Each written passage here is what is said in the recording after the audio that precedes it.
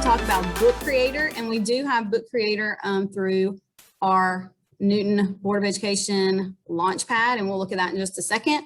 But I'm going to show you a quick little video about what Book Creator is. It's a 60-second little clip that is going to give you an idea, if you've never heard of it before, give you a better idea of what we're actually going to be talking about.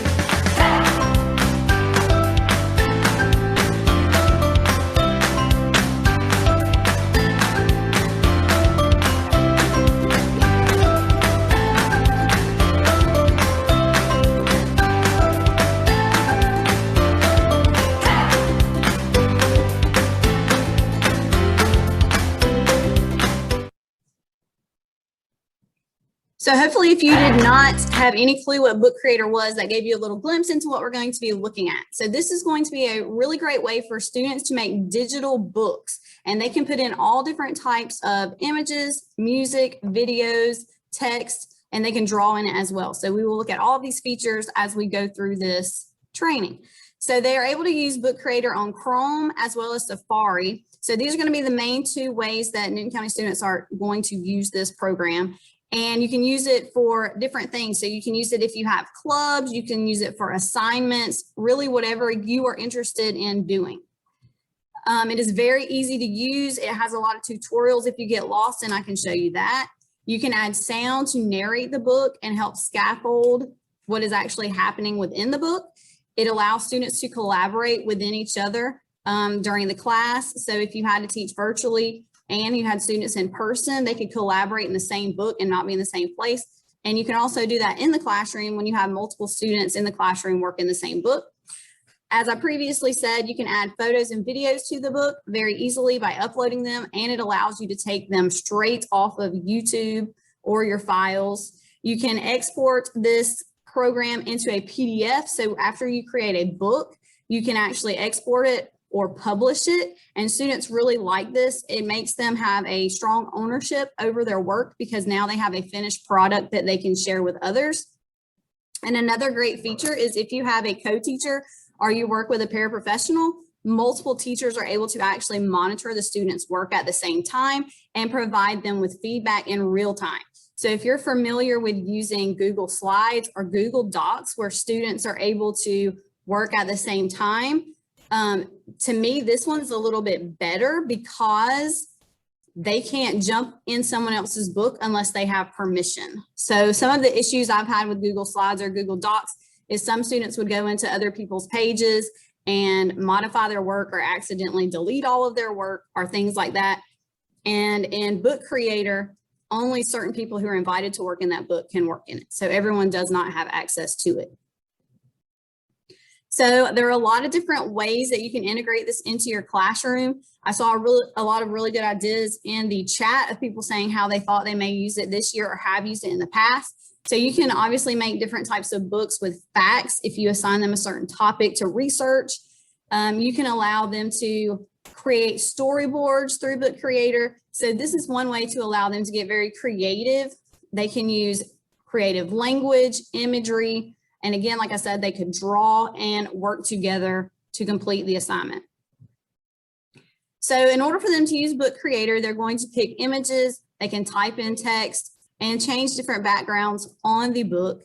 And you're able to do this through files on your computer or by Googling information from the internet. Once you finish your book, you're going to publish it online. If you choose to, you can share the ebook with other people, or you can print it. And when you go to print, that also gives you the option to export it as a PDF. So now let's see, that was a lot of stuff that probably was craziness. So let's actually look at it and see what we can do with it. So when you go to your Launchpad, it probably looks like this. Up here, you have a search bar where you can click in it and you can type in Book Creator if you do not know where it is. It looks like this. So I have my apps. Some of them are in folders. So when I click on this folder, it'll make it larger. Book Creator is a little book icon with like a rainbow behind it. So when you click this, it will open up your Book Creator library. So one important thing about when you open your library is you want to make sure you are a teacher, because sometimes if your account is not set up, you may go in as a student and you want to change that because you want to be a teacher, because that's what you are. So when you come in here, it may be empty if you've never used Book Creator, but as you can see, I've done multiple projects in Book Creator. And if you start using it, you will see that students really love to do this. And if you don't watch out, they will just start making books all in your libraries that you never asked for, and they'll magically appear. This is an important thing right here. It says I only am allowed 1,000 books, but I've only used 267.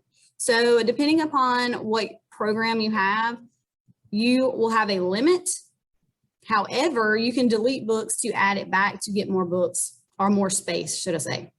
When you finish with libraries, you can archive them. So these were from previous years that I used it, and they stay there. They don't disappear, so that I can go back and pull from that if I need to.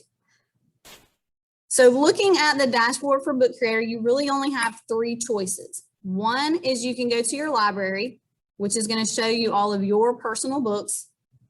The second one is going to be a Discover tab. This is very helpful if you've never used Book Creator, because it's going to show you examples of books. So you can choose, do I want to look at elementary books, middle school, high school, and then it will show you examples.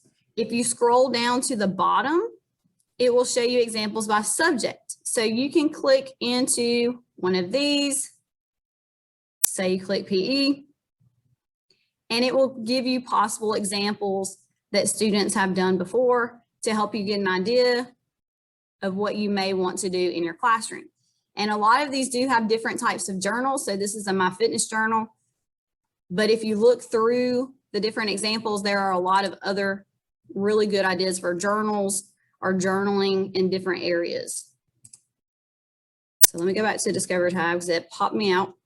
A very new thing, like as of July, brand new, is called Books to Remix.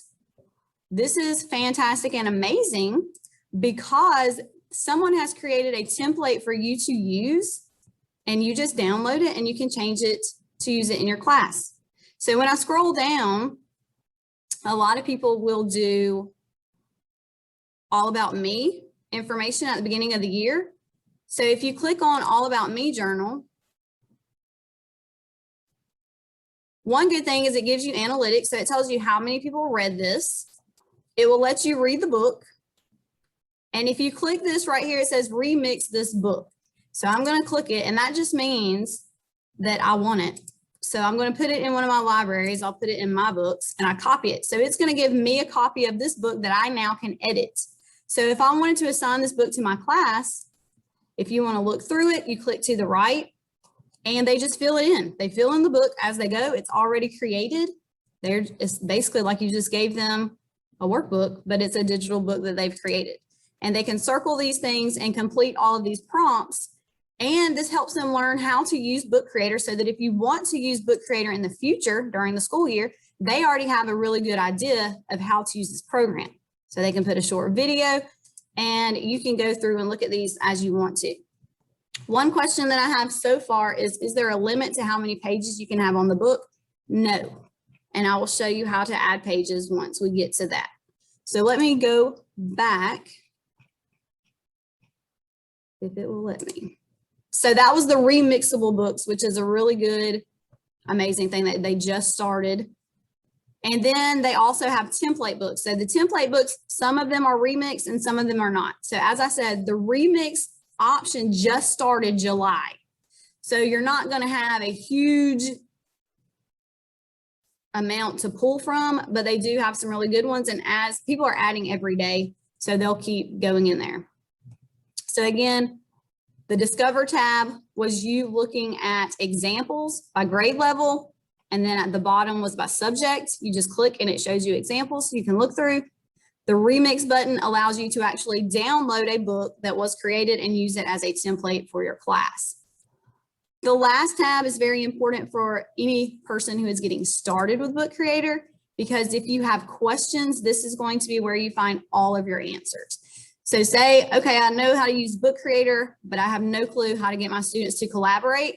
Well, you would go into Learn and click on Collaboration, and it would provide you with information, and then you would be able to go through it and do that. If you do not know how to even start, you can click Get Started. If you want to know how to get the books to read to you, etc. So this is going to be a really good tool if you get stuck. All right, so remember, you do have to go through Launchpad in order for Book Creator to come up. If you try to go in the other way, it may say you do not have an account.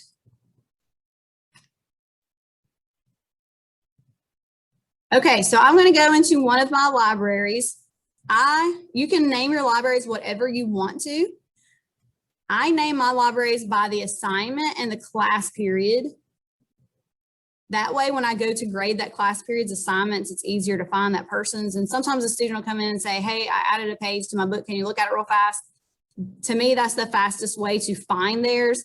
Some teachers have just done one project and put all their classes in it, but it just takes a little bit longer for you to go through and find that person. So I'm going to click in here and show you some information that is very useful. This was very useful last year, especially when you had distance learners. So this is my library that I created for the Muscular System Project last year.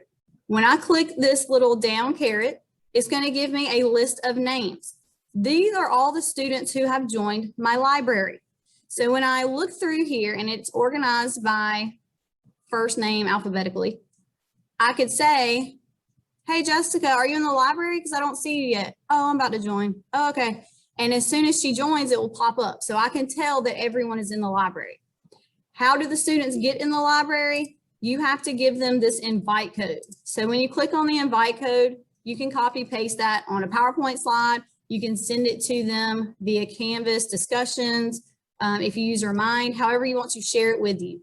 However, you don't want to post it on like Twitter or Facebook or something like that, because as I said, you have a limited amount of books, and you will find that students like this and they'll just start making random books about Harry Potter, when I went whitewater rafting, and they'll be taking up your space. If you are done with this code, so if I look right here and I say, oh, all of my entire class has joined this library, then I will go here and I will expire the code so that they cannot get back in. Now, say I have a new student, it's not a big deal. I just hit invite code and a new code will be created. This is also where you will add your co-teacher or parapro. So if they would join with that same code, you would go find their name. The 3 dots allows you to remove the person. So if they changed classes or something like that, you could remove them to get them to join a different library, or you can promote them to a co-teacher. Again, that was just the little down caret where I find everyone who's in my library, hit the 3 dots, and then promote them to a co-teacher. And then that way they are able to see everything that I can see and then give students feedback in real time. This is the settings toggle image. This is where you name your library and you allow specific actions for students to take. So if you want them to be able to search images online, if you want them to be able to edit their book, read each other's books, collaborate, and publish their own books, this is where you will click. So some advice. If you are giving students a very similar project, you may not want them to read each other's books because they may take information from other people's books that is not theirs. So if I am giving students a project where they all have a different subject, I let them read each other's books to help them get ideas and maybe motivate them so that they can see what other classmates are doing, and maybe they like it and they're like, hey, show me how to do this, and they can help each other. If they are doing something similar, I just turn that toggle off so they can't see each other's books. When they go in, they can only see theirs. If the due date has come, so if their book was due yesterday, I would come in this morning and I would turn this off where they cannot edit their books. So I turn it off, I can grade their book, and then if I allow them to make corrections or fix things, then I just come back in and toggle it back on. When you are finished, I don't let them publish their books until I have looked at them to make sure that there's nothing that's inappropriate or crazy or just random things in it. So once you toggle that, they're able to actually publish it online for other people to see. And you can publish the entire library online if you want to. So again, this is the library settings, and this is the title. You can change it to whatever you want. And that was in the settings toggle bar. The last little icon at the top is a grid mode. So right now my books are in this image where I just click to the right to see them. It shows the student's name at the bottom. If they named the book, it would be right here. If I don't like this view, I can hit this little grid and it will show me a bookshelf of everyone's books. I want to show you an example of a book so that you can get an idea of what it even looks like. This was an anatomy project from last year where students were learning about the muscular system. Students were asked to become personal trainers. They were able to choose who their clients were going to be, and they had to provide workouts for specific muscle groups within each individual. This person chose to make what looked like a kind of scrapbook book, and they had to tell me what the exercise was, explain the exercise, and they were able to highlight the muscles in images, and they were also able to label them. And you can just click through the book and see the kind of scrapbook style that this student chose to do. But they're able to put a lot of information in it. It looks very clean, nice, and they really enjoy doing it. I promise you they do. If I go back to my library, there are buttons at the bottom.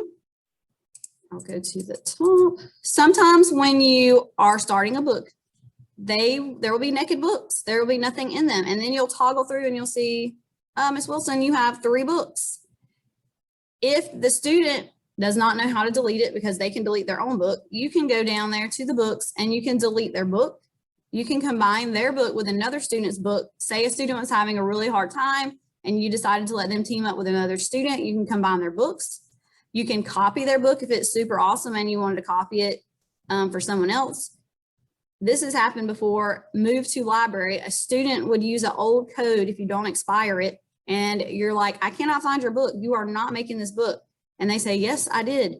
Well, if you go in a different library, you might find it and you can move it to the correct library. And you can also import books that have been created previously. The middle button is the share button. So this is where you're able to actually publish it, collaborate with other students on it, or download it as an ebook. And your last option is to print it or save it as a PDF. When you hit collaborate, this book can be edited by, you pick the people you want to collaborate with and then hit done. And then the last option is a play option, which will play the book and read it to you. The only thing I have seen with that is that it only reads to you what is text. So it will not read if they drew or wrote words in. So this is what it sounds like when you hit read to me. Muscular System Project, Personal Trainer's Guide to Your Workout. Anatomy and Physiology 2020. I know that sounds super exciting, but you are able to modify the voice if you want him to talk faster, slower, or actually change his voice and personalize that to your preference. So let's actually go and look and see, how do you make a book? What does this mean? So I'm going to go into my books, and this is where I copied that remix book. So it's right here. So I can actually edit it now because I own it. That is my copy. There was another journal I copied. It was the Well-Being Journal. And these are just some that I played around with. So in order to create a new book, this is what your students will do. They'll join your library and they hit this button up here that says New Book. You are able to share this through other platforms because when you share your book, you can actually get a link and you can share that link with students. That was a question in the chat. Can you share this beyond? And yes, you can. So I'm going to hit create a new book, and these are the options that I get. You get to choose what shape book you want to create. So I let my students pick whatever they want. They can do a comic book style, or it's a plain blank book. Last year they added templates. So you can actually click on these and use them. Some of them have words throughout them, like the newspaper. If you click on that, it has a lot of words in it. You have to delete all of those words and put your words in it. Most of the time we start with blank books. So I just pick whichever book you want, and it is naked. You just have a blank page. There's not a lot of buttons to click on. So that makes it very good for students because they're not going to get distracted. So let's walk through what you can actually do. The only thing you have to do is hit a plus. It allows you to import images. Remember, we toggled that we're going to allow them to search for images. So let's say I am creating a book about tigers. So I want to put a picture of a tiger. You just click add and it will throw it in the book. If you do not like where it is or it's too big, you click on it and you can resize it and you can move it wherever you want it to go. If you don't want to type, say you have little babies, you have the littles, you can hit this microphone, tiger. All right, a lot. It might not work because I'm on Zoom, but it does work, I promise. Cat. Yeah, I don't think it hears me. But all you have to do is say the word, it will come up and it will search for it just like we did. Also, if you're doing geography or social studies, you can look for specific places and it will bring up maps that you can put in your book. As I said previously, you can click this, it will pull up all of your files on your computer that you can choose from different files, your Google Drive, or you can embed things from the internet. That was importing. So that's images, and you can also do videos. The camera is not going to allow me to do it because my camera is being used from Zoom. I'll click it, it'll reject me. But the camera will allow you to take a picture or record. If your students are giving an oral presentation or you want them to give an explanation on the book or about the book, or they can even review another student's books, you can allow them to record themselves giving a, I'm distracted. Thank you. You can allow them to give a book review on other students and they can record it and put it at the back of the book. And they do that just by using the camera. You can either take a picture of yourself or you can record yourself. The next feature is the pen. So this is where you would just choose what color you like, and you can write that I am learning about tigers. If your students have a pen or they're doing this on an iPad, they might like to do this. If they don't want to write, they don't have to. Again, you can use text. You can change the color of the font. It has a lot of special sparkly things if they like that. You can use the paintbrush, crayon, or highlighter, but this one is a very neat tool. This is the auto tool. So if you have students who like to draw, but they're not good at it, this will help them. So I'm going to attempt to draw a bird. And what happens is it's going to try to figure out what in the world are you doing? And at the top, it is going to show me, hey, there it is. So you just click, that's what I was trying to draw, but it didn't look good. And it will put it in there. If you are done, you hit X, you can go to the paint and you can actually color it. So if I wanted to make a blue bird, I would just click in that and it would create a blue bird. If I want to add emojis, because students really like emojis, they're super exciting. You can click on the emoji tab and it will bring up different types of emojis. It has different categories just like they find on their cell phone. And all they do is click it. Let's see if they have a tiger. And you just click it and it goes in there and you just move it wherever you want it to go and you hit done. That was the pen. So again, on the pen, you have auto. You can change how thick you want it to write. This was a highlighter, crayon, paint, and then the actual pen. If you mess up, you can hit the eraser or you can hit undo.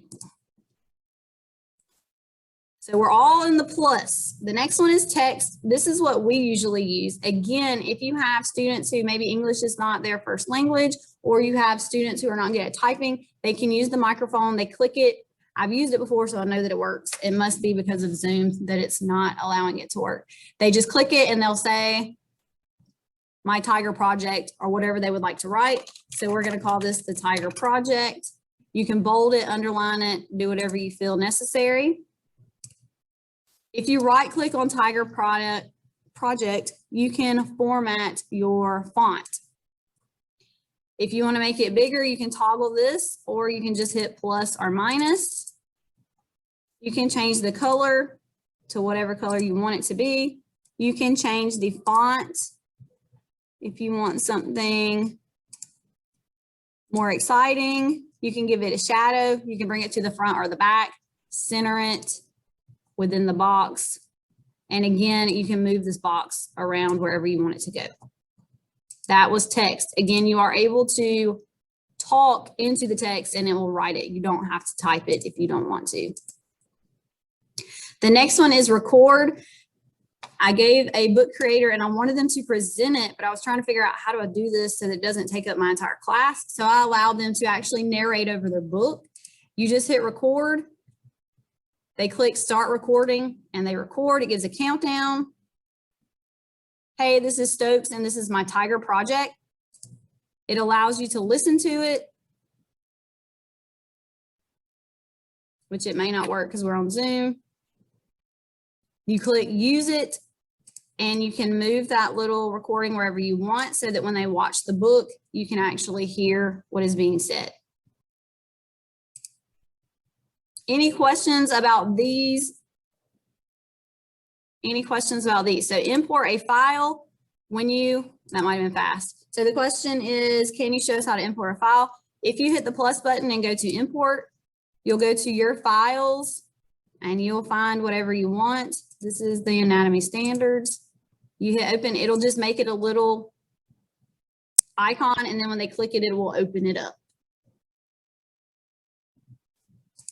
So for plus, that is all of your options. When you click shapes, a lot of students like the word bubbles. So you could click to bring that in, move it around.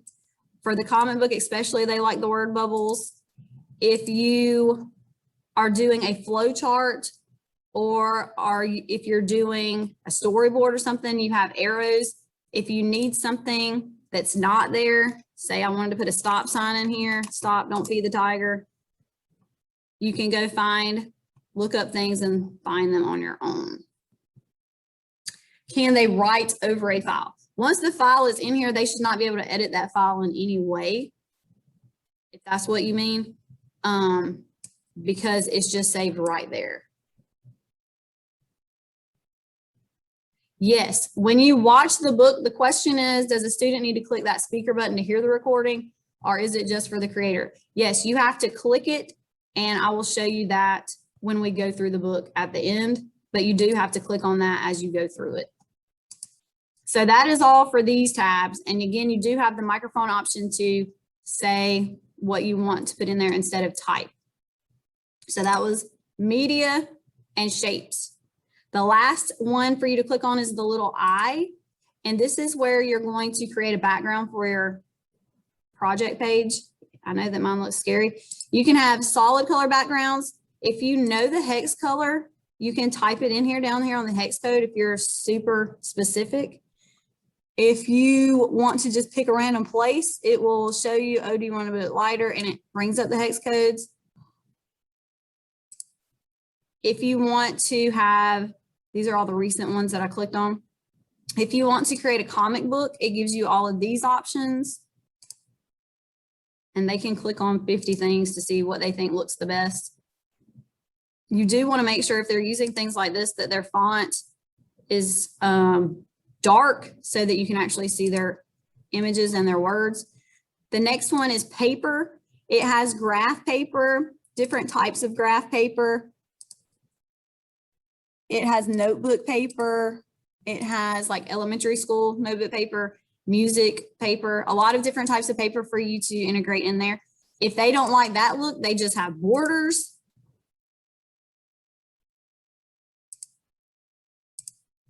You can pick whatever.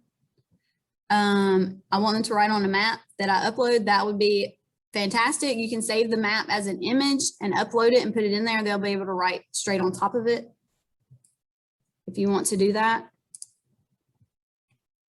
Patterns, these can really hurt your eyes. Some of these are pretty serious. Hopefully you see that they're given a lot of options that they're able to use. I've never had a student that said, I don't like any of these. Because honestly, they can make their own if they don't like these with the paint.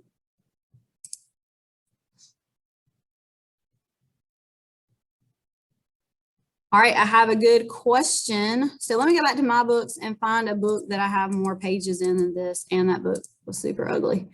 Not that this one's any better. So I can't really see what's happening. When I go to grade my students' books, I click pages at the top. This shows me all of the pages. These little 3 dots, I can click. It'll let me copy the page, so you can duplicate a page. Say that this was supposed to be page 1. They can click on this and move it to the front. Students will like freak out and lose it if they put a page in the wrong order. And you just say, it's okay, click pages, and you can move it wherever you want it to go. It's okay. So you're able to rearrange them, move them. They can delete a page, add a page, again, move them around and copy them. This is where you would go play it. So I'm in a book. If I hit play, this is where I can flip through and see what is actually in the book. Hey, this is Stokes, and this is my medicine project. So it let me actually play that one. I don't know why. So that's what would happen. As I played this and read their book, all I did was go there. I clicked on the little speaker. It talked to me, went to the next page, and went through it. This is a video that was added in forensic science. We were learning about dogs and how beneficial they are in arson cases. So they can add videos in there, and you're able to actually watch them. If I go out back into edit, let's see how many pages was in this book. 6. So if I go back, if you want to add pages, when you get to the end of your book, so here's page 6, instead of a caret, it is a plus sign. Notice that I have 6 pages at the top. If I hit plus, now I have 7. If I hit plus, now I have 8. Bada bing, bada boom, click away. The largest books we've made have been around 20 to 25 pages. As far as I've seen, it's limitless. So I've not had a student rejected about not being able to make a book. Are there any questions as to something that you may want to see that I did not show you? I know that is a lot of information. I'm going to show you a couple more examples. So in forensic science, we've learned about cyber crimes. And you can see some of them get really creative. Some of them actually create their own images to put in there. And this is one that a student created about corporate data being stolen. They have titles and it just looks very nice and clean. She added her background and then just added text boxes on top of it. So that was one way. Another student, like I said, they like to do the comic book situation. This student did a comic book. So if you hit play, it actually looks like a book when you are reading through it as you grade it. This was on computer stalking, and he had a little story throughout it explaining what computer stalking is and other pertinent information that was asked for by the rubric. So I do give them a rubric when they're doing these assignments. It helps them and it helps me as I'm grading it. One thing that's very beneficial is in pages, if they have a title, it is easier for me to figure out what's happening on that page. Because he did a comic book, his was a little bit different. However, I think hers had titles. So you see, yes, what is it, the history of it, how can this case? So this one had titles on it, which made it a little bit easier to follow along. And I can type in their book. So as she is working in it, if I see something that's crazy, I can go in and add things into the book. She chose to make a comic book. That's how the style is. So you have an extra little toggle that gives you a little bit more to make panels and add stickers, which they think are thebomb.com. Yeah. So you can add those as you do feedback, or you can actually add a text box and write in it. And I would suggest if you do a text box, you make it a color. So you say, hey, I'm going to put green text box in your book. Make sure you go check to make sure you don't have anything you need to adjust, or make sure you check your feedback. Any questions? All right, I encourage you to go and click on Book Creator. If you have problems finding it, please let me know, because that would be super sad. I'm going to add the link to the, oh, I'm sorry, I didn't tell you this, but you can download your student's book. So if I went here to share and I wanted to print it, and then I download it as a PDF, I can upload it into Nearpod. This was a different student's muscular project book. I downloaded it into Nearpod, and I can let my class use this to study for their muscle test. And I did not create this, a student created this. So I'm actually using work from my students to help their entire class review, and I didn't have to do anything. All I had to do is click it and put it in Nearpod. And you can add prompting questions in Nearpod if you're familiar with Nearpod. It is so nice and easy. These books look really, really nice. Again, this was the All About Me book. If you like to do something like that at the beginning of the book. Yes, can you write on a book with marker? So if I go in here to this book and say I found a misspelling or something in her book, I would just go to that pen and I would choose whatever color I want. I would probably want something that's kind of bright for them to see. Maybe that she misspelled impersonation. I could circle that, and then it would be in there so that when she goes back, she would know exactly what I was talking about. So like I said, you have the ability to write all over their books. They cannot write on each other's books unless you allow them to collaborate. This is a super, super long code that I'm going to put in the chat for you to evaluate this session.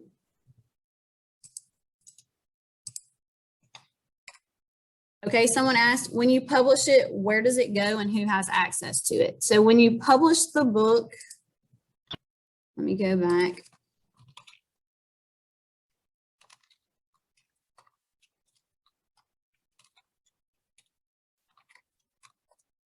Most of the time, I just save mine. If you publish it, they're available on the web. So they're available on the internet, and they can be available through the Book Creator where you saw the examples.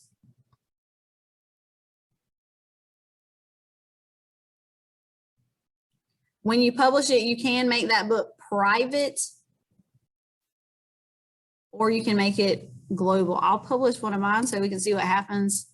No one's going to want to look at this tiger book, but we can do it. So I can publish it. This is going to be sad. So these are your options when you publish it. You want to know, is this going to be private so that you have a link to share it with only people you want to? I would not want to share this with anybody because it's horrible. Or do you want to make this public so that anybody can find it? It now gives you the option to remix it. Yes, that means they can change the book and make it their own. Or no, this is my book. They're going to have to do it themselves. You title it, and then you give a description, and then you publish it online, and you get a link to that book. So when you publish it, either you can give the people that link, or you can make that link public to everyone.